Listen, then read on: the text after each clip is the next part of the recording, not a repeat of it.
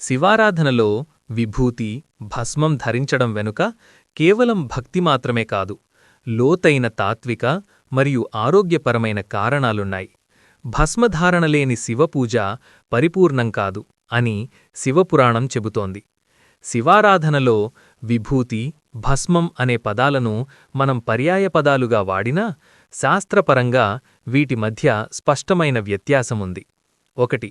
తయారీ మూలం. విభూతి సాధారణంగా ఆవు పేడను కాల్చడం ద్వారా వచ్చే తెల్లని పొడిని విభూతి అంటారు.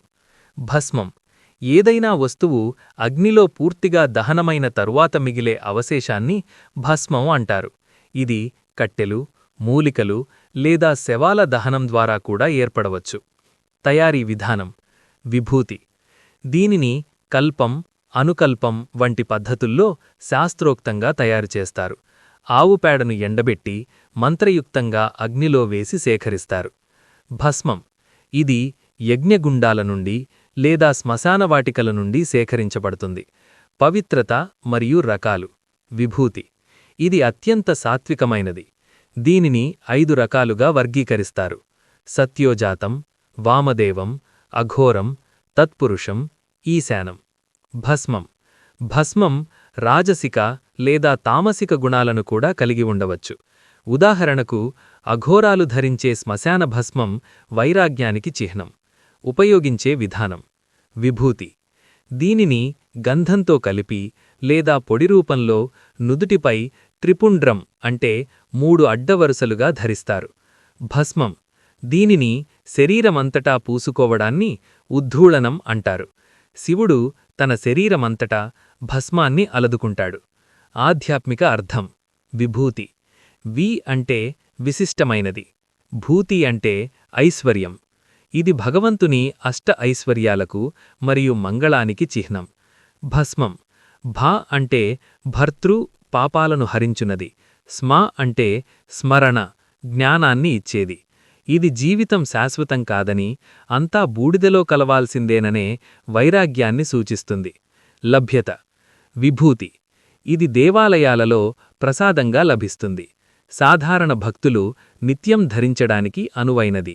భస్మం అసలైన భస్మం, ముఖ్యంగా యజ్ఞభస్మం, యజ్ఞయాగాదులు జరిగిన చోట మాత్రమే లభిస్తుంది. 7. ధరించే ఉద్దేశ్యం. విభూతి భక్తిని, పవిత్రతను మరియు శివతత్వాన్ని నిరంతరం గుర్తుంచుకోవడానికి ధరిస్తారు. భస్మం అహంకారాన్ని నశింపజేసి మోక్షం వైపు ప్రయాణించడానికి మరియు ప్రాపంచిక బంధాల నుండి విముక్తి పొందడానికి యోగులు ధరిస్తారు. 8. పంచభూతాల తత్వం. విభూతి ఇది భూమితత్వాన్ని మరియు ఆవు ద్వారా వచ్చే పవిత్రతను సూచిస్తుంది. ఇది సృష్టిలోని పునరుత్పత్తి శక్తులకు చిహ్నం. భస్మం ఇది అగ్నితత్వాన్ని సూచిస్తుంది. అగ్ని దేనినైనా దహించి చివరకు మిగిల్చే శుద్ధరూపమే భస్మం. ఇది లయానికి చిహ్నం. 9. ఆయుర్వేద గుణాలు. విభూతి ఆవుపేడతో తయారైన అసలైన విభూతిలో క్రిమిసంహారక గుణాలు ఉంటాయి. ఇది నుదిటిపై ఉన్న తేమను పీల్చుకొని తలనొప్పి వంటివి రాకుండా చేస్తుంది. భస్మం యజ్ఞభస్మంలో అనేక రకాల మూలికల, సమిధల సారం ఉంటుంది. ఇది చర్మవ్యాధులను నివారించడానికి మరియు శరీర ఉష్ణోగ్రతను క్రమబద్ధీకరించడానికి యోగులు వాడుతుంటారు. 10. అలంకరణ వర్సెస్ అంకితం. విభూతి దీనిని భక్తులు ఒక పవిత్రమైన అలంకరంగా, తిలకంలా భావిస్తారు. ఇది మంగళప్రదమైనది. భస్మం ఇది సంపూర్ణ శరణాగతికి గుర్తు. తనను తాను భగవంతుడికి అంకితమిచ్చుకున్న సాధకులు దీనిని ధరిస్తారు. 11. నామవాచక అర్థం. విభూతి సంస్కృతంలో దీనికి ఐశ్వర్యం లేదా గొప్ప సంపద అని అర్థం. అంటే భగవంతుని నామమే నిజమైన సంపద అని భావం. భస్మం అంటే ప్రకాశించడం అని అర్థం. అంటే మలినాలన్నీ పోయి ఆత్మ ప్రకాశించడాన్ని ఇది సూచిస్తుంది. 12. ధరించే సమయం.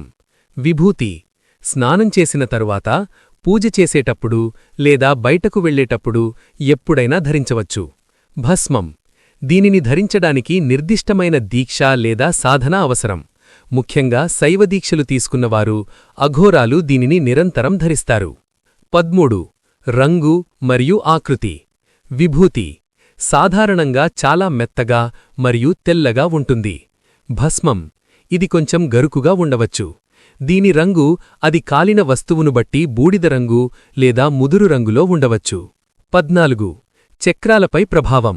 విభూతి ప్రధానంగా ఆజ్ఞాచక్రం, కనుబొమ్మల మధ్య మరియు విశుద్ధి చక్రం, గొంతు పై ధరిస్తారు.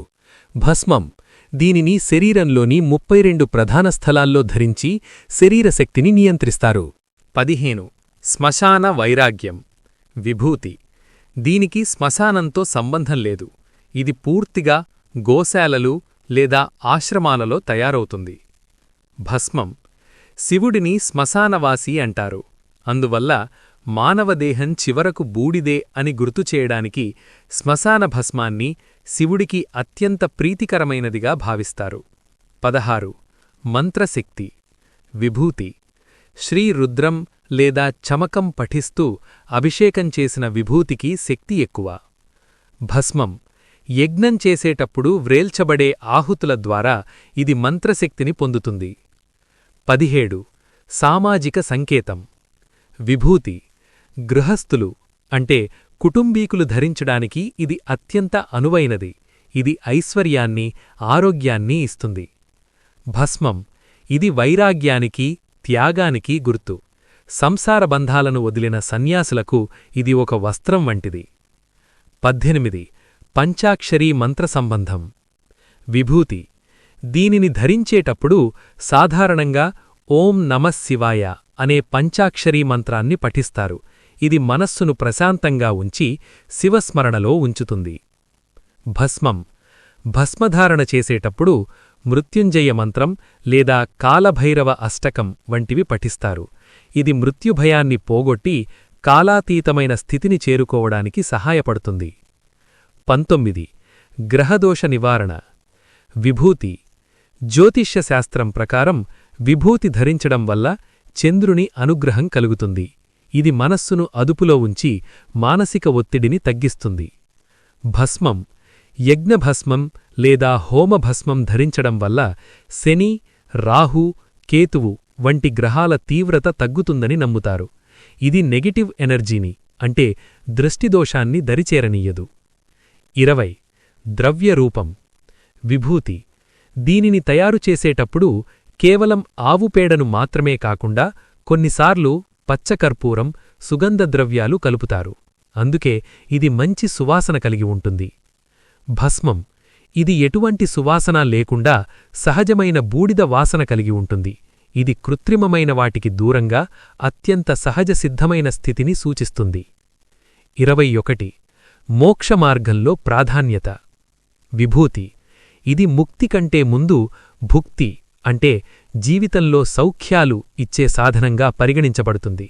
భక్తుడికి ఆరోగ్యం, ఐశ్వర్యం ప్రసాదించి చివరకు శివసాన్నిధ్యం చేర్చుతుంది. భస్మం ఇది నేరుగా ముక్తి లేదా మోక్షాన్ని సూచిస్తుంది. దేహభావం నశించి ఆత్మ పరమాత్మలో కలవడమే భస్మతత్వం.